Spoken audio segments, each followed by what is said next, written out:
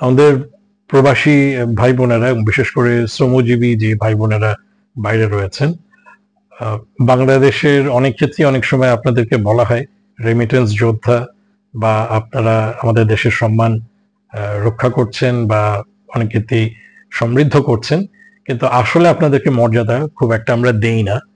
তো সেইটার জন্য আপনাদের বাইরে যারা আছি তাদের পক্ষ থেকে আমরা আপনাদের কাছে ক্ষমা প্রার্থী যে আপনাদের যথাযথ সম্মান আমরা দিতে পারি না। কিন্তু এটাও আমরা বিশ্বাস করতে চাই যে এই সম্মানটা আপনারা একদিন পাবেন এবং এই সম্মানটা আপনারা আদায় করে নেবেন। আপনারা নিজেরা হীনমন্যতায় থাকবেন না।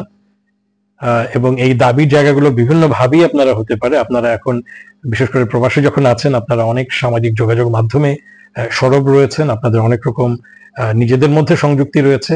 সেখানে সরকার থেকে শুরু করে অন্যান্য পর্যায়ে যারা আছেন এবং প্রবাসেও অন্যান্য বাংলাদেশি যারা আছেন, প্রবাসী বাংলাদেশি, অবস্থাপন্ন বাংলাদেশি, তাদের সাথেও আপনারা যোগাযোগ রক্ষা করার চেষ্টা করবেন এবং আশা করছি যে সেখানেও আপনারা আপনাদের সম্মানের জায়গাটাকে নিজেরাই প্রতিষ্ঠিত কিছুটা করার চেষ্টা করবেন।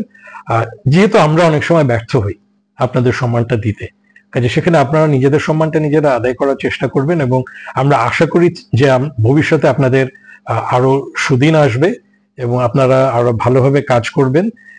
নিজেদের সমৃদ্ধি যেমন আনতে পারবেন, তেমনি দেশকেও আরো সমৃদ্ধ করতে পারবেন। আর সবচেয়ে বড় কথা হচ্ছে যে আপনারা কিন্তু আসলে প্রত্যেকেই প্রবাসে বাংলাদেশের রাষ্ট্রদূত, বাংলাদেশের এক ধরনের একটা প্রতিনিধিত্ব আপনারা করছেন।